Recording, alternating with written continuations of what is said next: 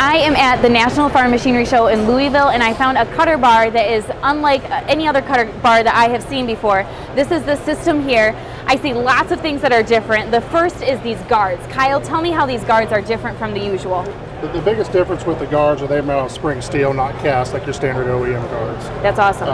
And also, we also bolt from top to bottom for rigidity, and also the spring steel will actually give a little bit. If you hit a rock in the field, it'll hold up better than what the cast does. Absolutely. So I noticed that these sections also are flipped upside down, every other one. Why is that?